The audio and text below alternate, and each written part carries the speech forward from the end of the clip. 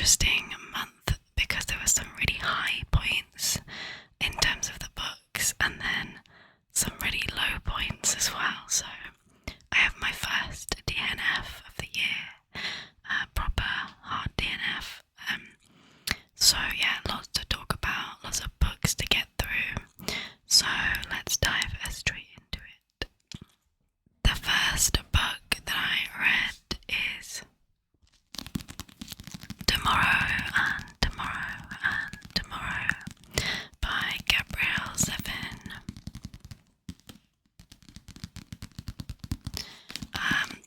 This book I have been wanting to pick up for ages.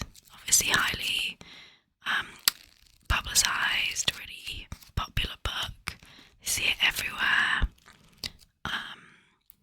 And I was super keen to read it, but it never was like right at the top of my list, and then finally I was like, right, I'm gonna do it.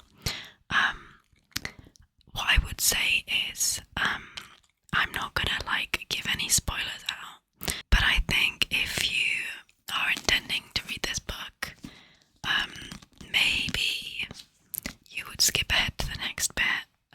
Like I said, I'm not going to suggest anything specific, but I think sometimes, like, even hearing people's like general thoughts and how the book made them feel can sometimes still be slightly spoilerish if you're really sensitive like I am to spoilers. So yeah, just a little warning. I think probably the least you know about this book, the better. But yeah, this book is about a couple of friends called Sam and Sadie, and they meet when they are both quite young, and it follows them throughout kind of their college years and into their adult lives. And it's really a story about their friendship and their lives, and in particular the computer games and the business that they end up developing. And that's actually what drew me to this book, because I love computer games, so I was really interested to hear about that side of things.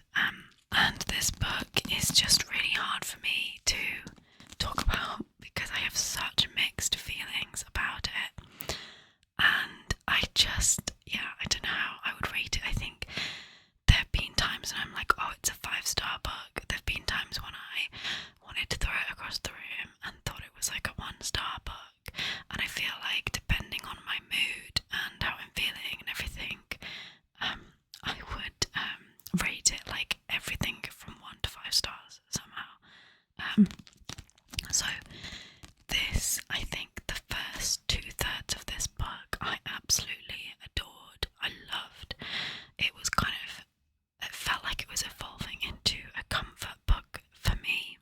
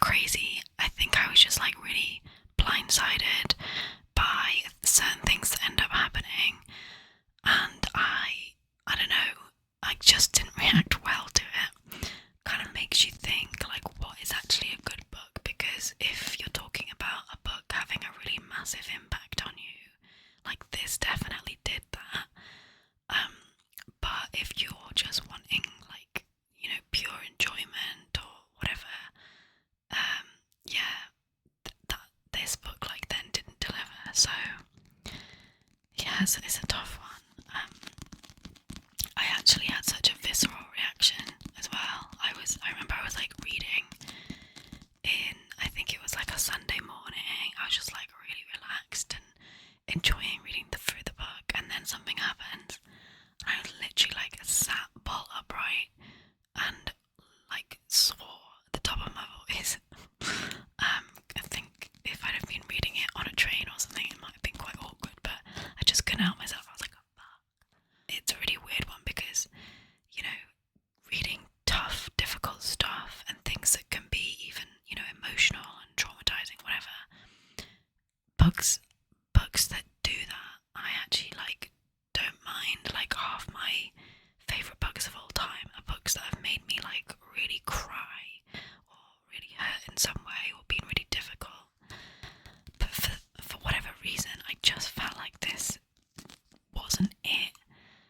And I actually got to reading some reviews and things afterwards, and someone, I can't remember who it was, but they had like a video link from their Goodreads review, and in that video they were talking about how the stuff that happens like didn't feel earned, and I think that really like got to the heart of the problem I had with this book.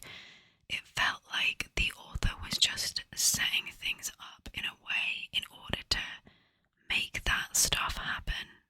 And obviously, like, fiction is fiction. Like, authors are always kind of like manipulating and setting things out in a certain way, but it really felt in this book that it wasn't organic in a way. The stuff that happens, it really did feel like they were just setting out to kind of shock you or whatever, like, and it didn't feel like it needed to happen. It didn't feel like natural and organic somehow, and I just really hated what happened, basically. So, I don't know, I think I would be inclined to say it's like a 2.5 stars for me, because it would have been a 5-star, but the ending completely destroyed it for me. So the second book I picked up was on my Kindle, and that was Sweetness in the Skin by Ishii Robinson. So this book I kind of picked up because I felt like I needed something a little bit like not simpler in a negative way, but just like something that was gonna take me out of the dark place that I ended up at the end of the last book. So I heard about this on the Graham Norton Book Club podcast, which I just started listening to and I really enjoy. So this is set in Jamaica, and it follows a young girl called Pumpkin, who has a very difficult family life. She lives with her auntie and her mother and her grandma, and it's basically about her kind of sort of a coming of age story. But yeah, basically about the kind of difficult family relationships within that group of women, and it really delves into the kind of hardships in terms of people, the family like not having that much money, and kind of the main girl and the auntie like wanting to kind of forge a new path for themselves in life, and the kind of struggles that they have in terms of like money, but also like the really like the negative dynamics of colorism within Jamaica. So the mother is much darker skinned than her daughter and her sister, and it kind of sheds a light on the kind of really negative treatment that she gets because of that, and the kind of prejudices and stuff against her. So it does deal with some like really important issues, but it's done in a really like thoughtful, engaging way, and it just ended up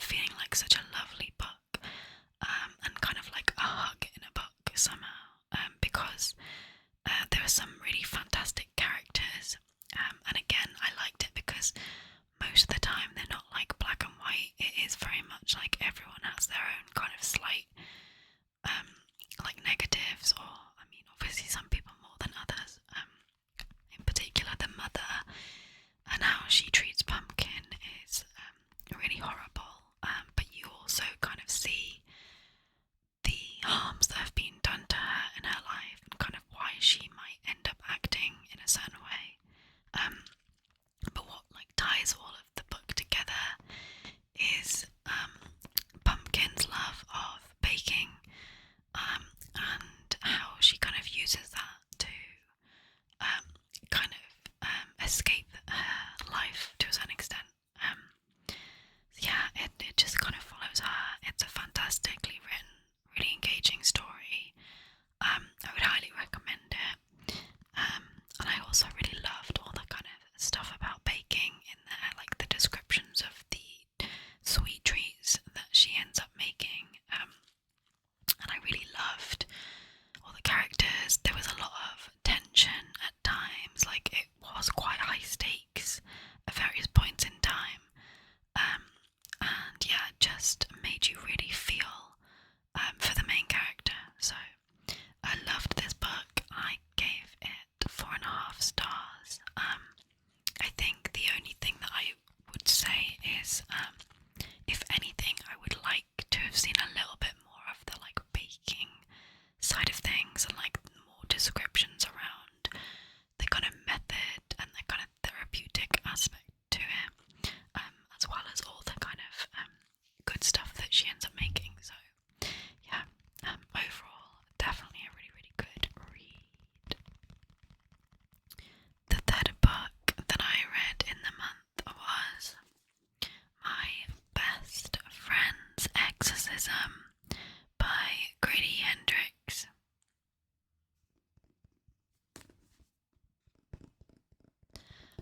So this is a kind of horror novel, but it's like quite cheesy vibes, which was really fun to read. So I have read the Southern Book Club's Guide to Slaying Vampires, which I enjoyed, by Grady Hendrix. So I was intending to pick up some more of his stuff, and then I ended up going and staying at a friend's house, doing some cat sitting, and I picked this up particularly because last time I was there was when I read the Southern Book Club's Guide to Slaying Vampires, and I thought it would be like a really nice kind of circular thing that when I was here this summer, then I would read another book of his. I guess I quite like tying things up in a certain way like that. So anyway, this was also just a really fun read.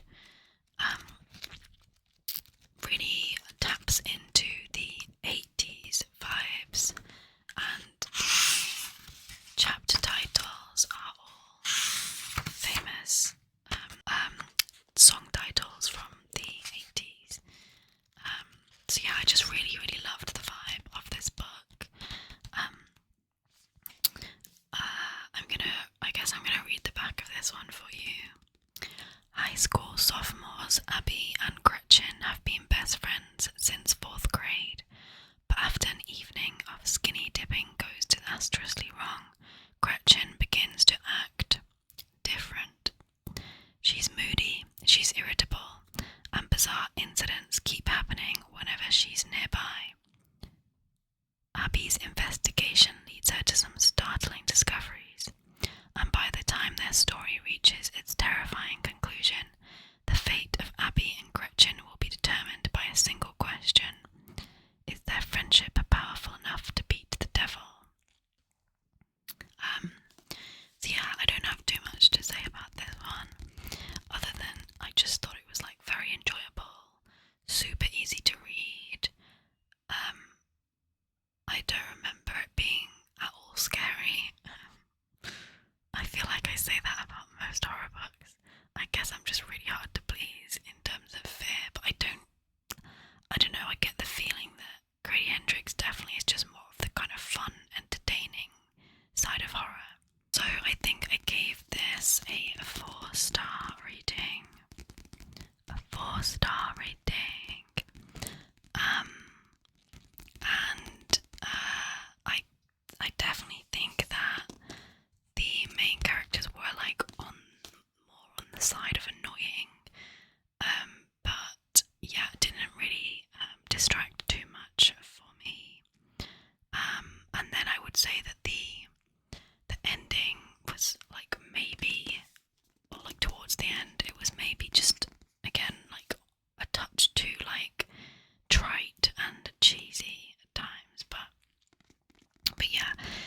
was just really fun, easy to read. There's like not too much more to say about it, other than I love the cover. I think it's so cool. So yeah, that was the third book. The fourth book that I read was Kingdom of the Wicked by Kerry Maniscalco. I really, at this point, wanted to read some fantasy romance sort of books. And in particular, I think I did like a Google search for like spicy fantasy books. And this one seemed to come up quite highly recommended, and I've definitely seen it around. So I thought I'd give it a go. Didn't love this one, I have to say. I think this would be a 2-star read for me. So this is following a girl whose name I can't remember. She's a twin, and basically right at the start of the book, her twin sister is found dead, murdered, and yeah, basically kind of a little bit about what she ends up doing to try and figure out what's happened to her sister, kind of take revenge / unravel the mysteries around her death. But she's, I guess I should say that she's a witch, like her family are magical. And in her kind of trying to figure out what's happened, she ends up summoning one of the princes of hell, who ends up being Wrath. Like, I guess the princes of hell are like associated with the 7 deadly sins in this book. So yeah, it basically just goes from there, really. What I didn't like about this book, and what I really felt let it down so much for me, was the world building was really like non-existent. So it's set in Italy, but I have no idea if it's supposed to be like the real world or like modern times, or is it supposed to be like more of a medieval feel? Like, I have zero clue what it was supposed to be like. I don't think the author paid any real attention to building up a real feeling of the place and the setting, and even the magic system. I felt like she was just throwing random stuff in there at times, without really much forethought as to what was going to happen. So that really was like a huge negative for me. When I read fantasy books, I really want to feel like I'm transported to, that place, whether it is like magical realism or an entirely different world. I want to feel like I'm there and it's real. I just didn't get that with this. There's supposed to be like a bit of a twist, but it was so obvious. I thought what was going to happen. And then in terms of like the romance, so like I said, the person, the dark demon prince of hell that she like summons, is Wrath, but he wasn't even that wrathful. I'm like, it's weird. And again, it wasn't like explained, I don't think, in terms of like how his characteristic of wrath would manifest. Like, was he just not being like that with her, or what? Like, I don't know. It just that was kind of annoying or confusing. And then in terms of spice, that was also unfortunately a big letdown, because there was barely any of it, really. So yeah, I know this is quite a popular series, but just definitely not one for me, and not one that I'll be continuing with. It was really easy to read though, so it's not like I DNF'd it or anything. I just didn't have the best time reading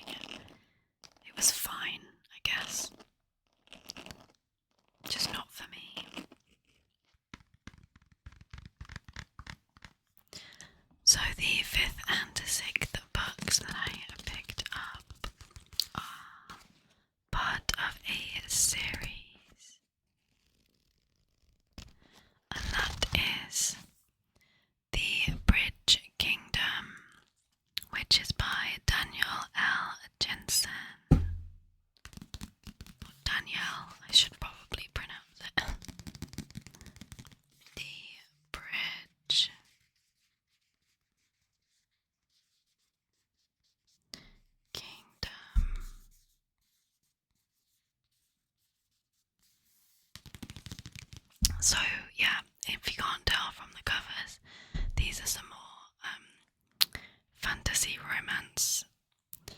I guess like a part of me doesn't fully know. I guess this would be classed as fantasy. I feel like I need to like look up maybe what exactly that class is as. Because it's set in like an entirely different world, but there's no like magical beings or anything. So yeah, it's definitely not high fantasy. There's no like fae or elves or like any wizards or anything. I guess maybe it's low fantasy if that's a thing. Anyway, I will read the back of this. If this book doesn't look red, it's because I actually read the first book on my Kindle and then I loved it. Spoiler alert. So I then bought the series and I now have the 4 books that are in this series, physical books. So the very first book is Raised as a warrior, Princess Lara knows 2 things. King Aaron of the Bridge Kingdom is her enemy, and that she must be the one to bring him to his knees. The Bridge Kingdom is the only route through a storm-ravaged world, and it uses its power to deprive its enemies, including Lara's homeland. When she's sent to be King Aaron's bride, Lara will do whatever it takes to bring down the kingdom's defences, even if it means seducing her new husband. Yet, as she learns more about the war to possess the bridge, Lara's feelings for Aaron transform from hostility to passion, and she faces a terrible dilemma: which kingdom to save and which to destroy. So, in contrast to the Kingdom of the Wicked, this book I absolutely loved.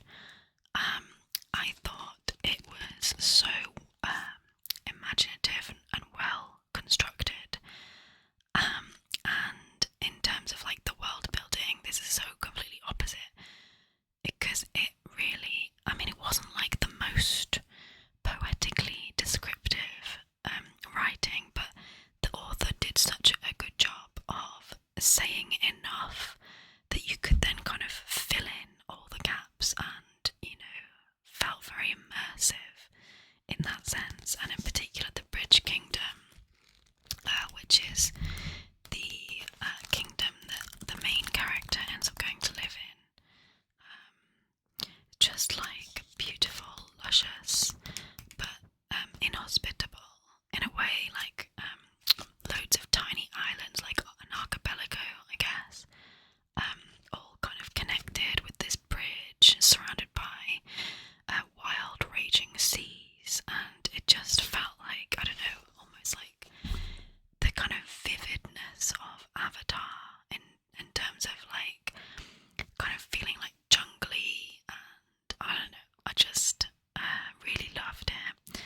And this book is quite political as well, because of the setting and the fact that it's several different kingdoms, essentially kind of the way that they interact with each other, like the kind of backstabbing, political scheming, and kind of treaties and wars and stuff. Like, it's very heavy on that side of things, which I personally really enjoyed, and I think it was done really well as well.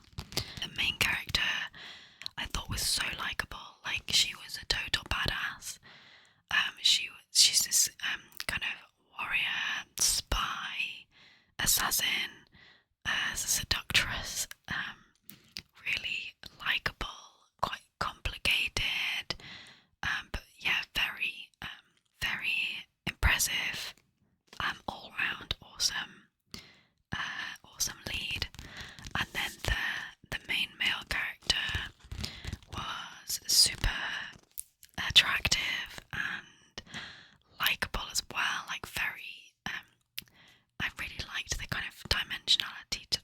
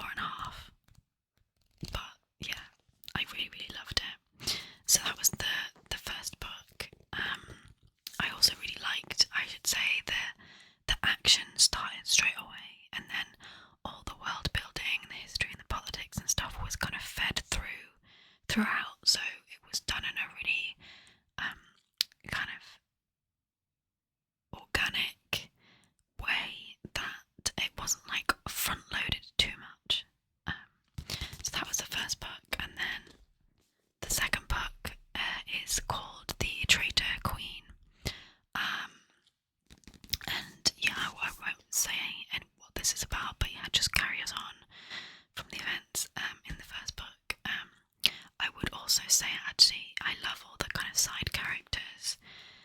It has a feeling of kind of found family in a way as well. But yeah, just fantastic. I don't really have a bad word to say about these books. And I think the only thing that I was slightly disappointed is that the third and the fourth books in the series actually follow from the perspective of a few other characters, which I would love to have had more from the perspective of Lara and Aaron, because it is dual perspective, which I also really, really love in fantasy, romance. Romance generally, I prefer to have both sides of the story. I just find it a little bit more immersive and enjoyable that way.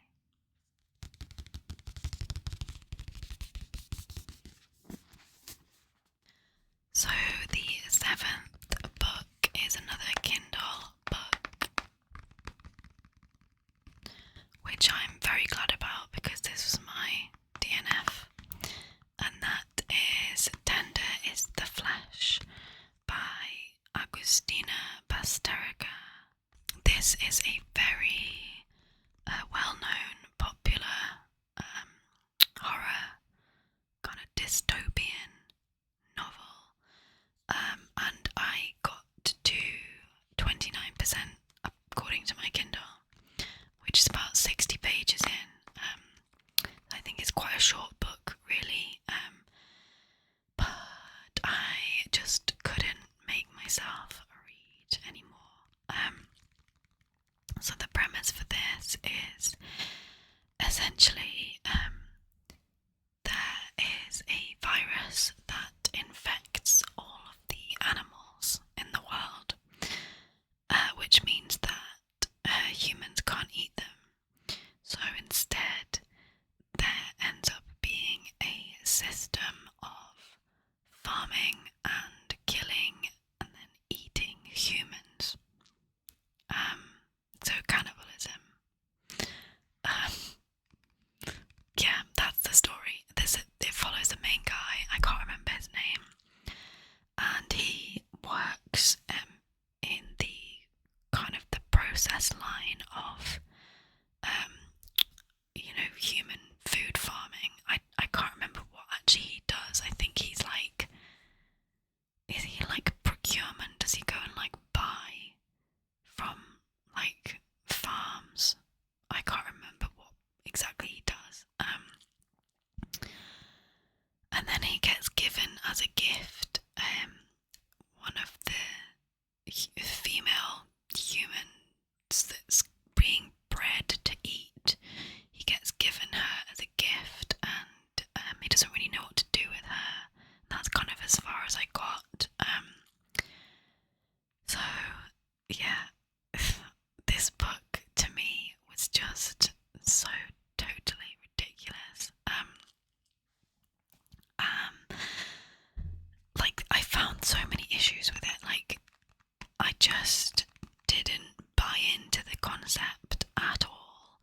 And I think when you have horror, extreme horror like this, it's really important that it feels like real, or like that it feels that you can suspend your disbelief, essentially. And I just couldn't. Every time I was reading about it, I was just like, I didn't believe it, because I really struggled to get from how just because we can't eat animals, suddenly we're going to start eating humans on a mass industrial scale. So yeah, that was really problematic. For me. We have plant-based protein.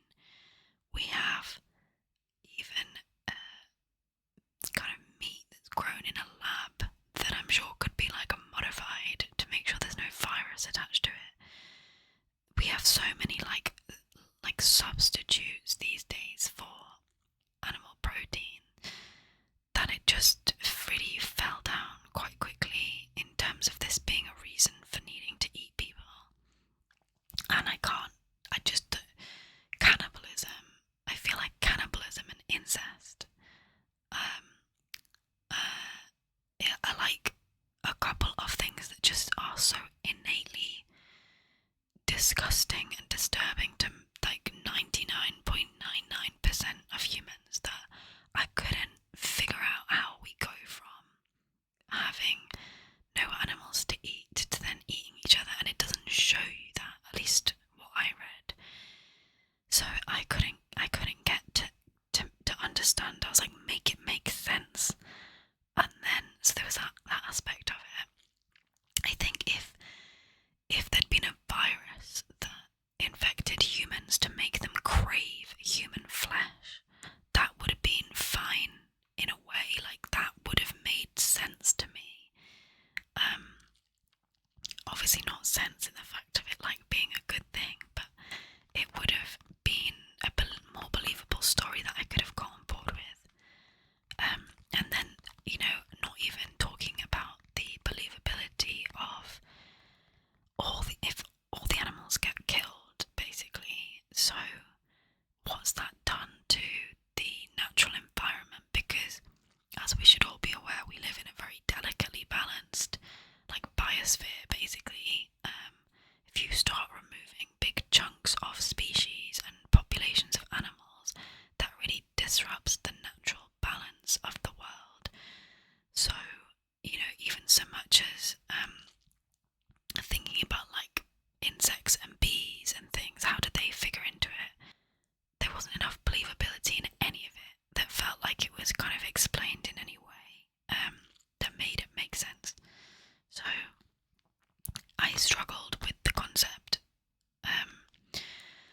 and then because of that, there's a lot of really horrific descriptions in there. I mean, it's a horror book, fine, like, you're gonna get horrible stuff, and I've read plenty of disturbing, disgusting things before, but because I couldn't get on board with the story, it just felt then really horrible, like, reading all of this, these descriptions and the most degrading, dehumanizing, disgusting things, and it ended up feeling to me just like gratuitous violence and body horror for the sake of it, just because it felt like the author was just trying to shock. So that's why I DNF'd it. I have heard and I've seen book reviews saying that the ending is really good. So I'm guessing maybe there's some kind of twist or shock or something that really redeems the book, but my argument to that is you have to have done a good enough job with the rest of the book to get your reader to the end, and it just, for me, I wasn't willing to put in the effort and the time and the trauma of reading this when I really just disliked it. And I also really hated, I think there were like potentially two kind of messages that maybe the author was, trying to give us. The one, I suppose, is around farming animals and how we treat animals. And so having humans in their place, highlighting, how disgusting factory farming and the kind of the food processes that we have are. But I find that really insulting to animals, that you have to like use humans to highlight that. Like, it should be bad enough on its own. Like, that you're only saying it's bad because it's happening to humans, or you're only kind of highlighting it that way, if you see what I mean. So that kind of annoyed me, actually. And there was some reference to the idea that it was kind of more marginalised minorities or groups of populations that were being taken and put into the food system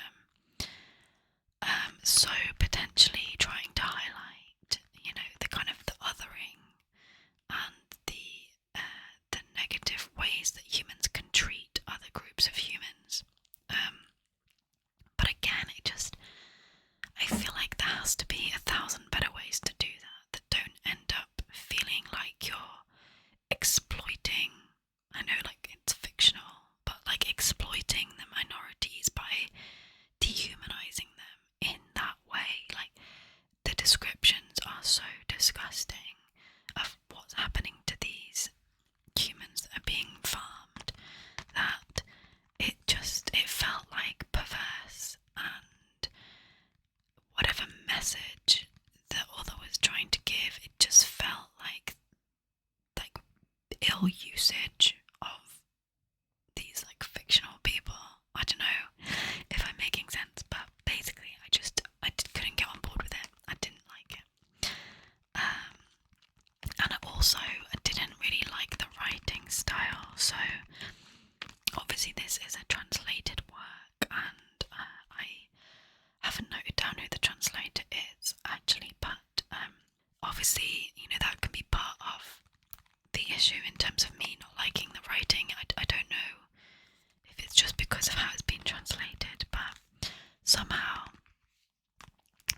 it felt at once very simple, too simple, not in a Hemingway way,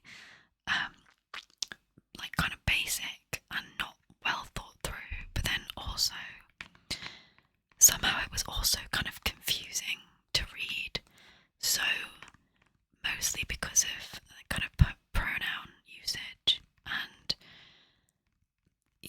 the writing often would just say he did this, he did that, he was going here, he was doing that, he was saying to another he, and there were times when I had no idea which character they were actually referring to.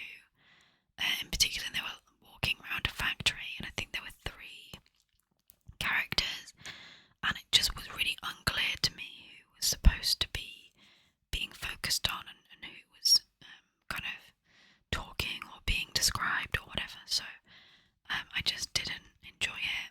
Basically, there was no redeeming feature that I found in almost a third of the book that I read.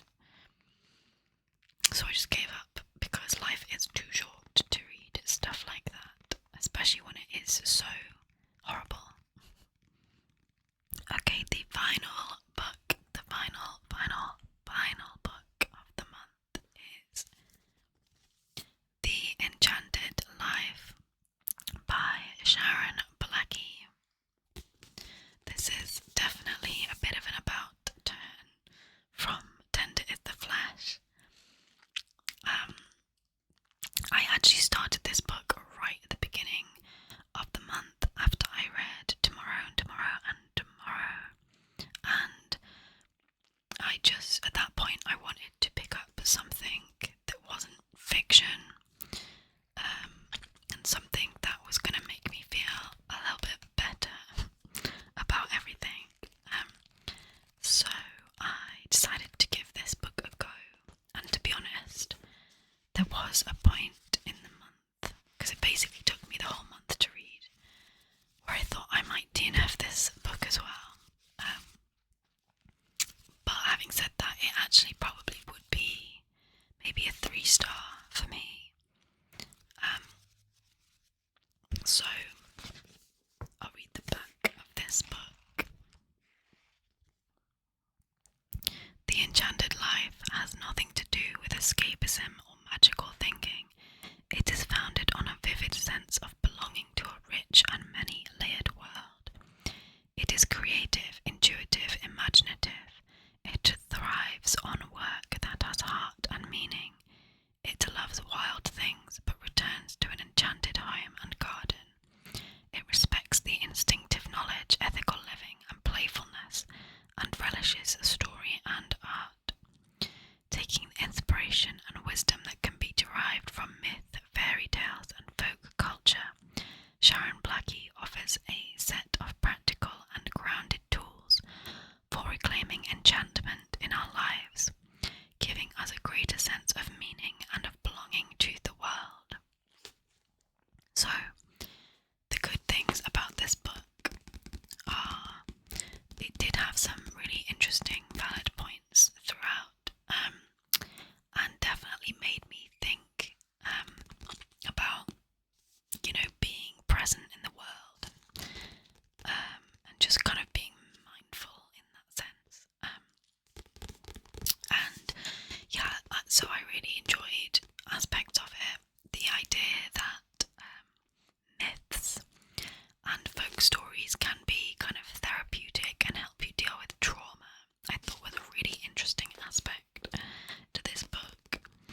The idea of kind of placing more emphasis on the physical rather than us all being kind of wrapped up in our own thought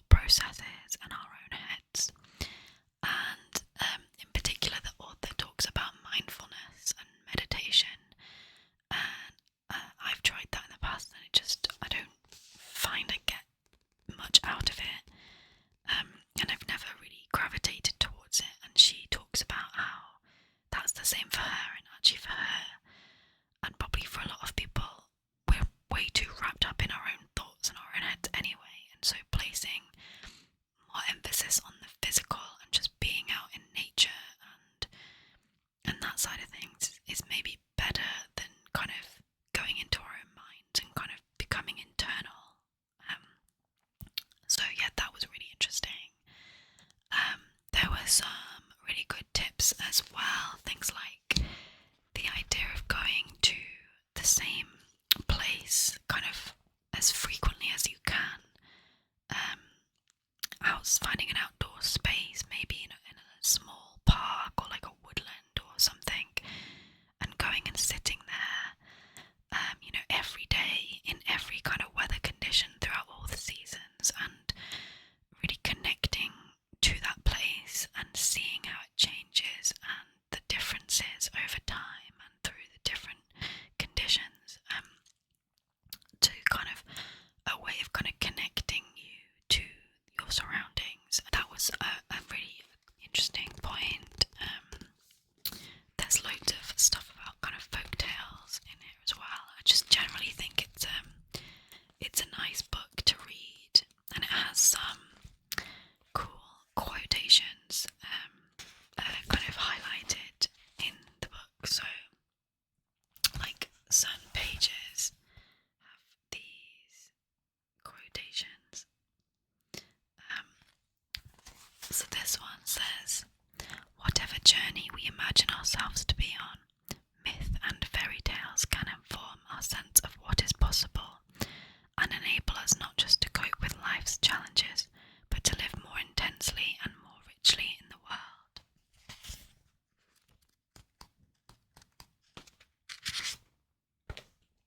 Here's another one.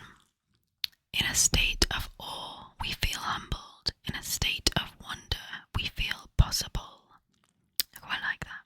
So yeah, lots of really good things with this book, but I did sort of struggle to get through it. I don't gravitate towards non-fiction particularly, so unless it's a subject that I'm hugely interested in, I do kind of sometimes have to force myself to keep reading through it. And with this book in particular, I definitely felt the author, she kind of went not off on tangents, but, well, yeah, maybe tangents, and gave way too much information about things that we didn't need to know about. People that she came across, you get like their whole life history, it felt like, and it, it could be much shorter, just distilled down into, some really pertinent points, but without all the kind of elaboration and excessive narrative that was kind of put on top of it. So yeah, that was kind of like the main thing. I just felt like it kind of dragged on a bit at times, and I ended up skim reading some of it, because I was just like, I don't care about this random person's job or whatever. And then it also has, at various points, it has like almost like workbook, like scenarios and things for you to work through. So this one says, like, "Go outside and mimic the birds who live around you. Call back to them when they call." Go outside and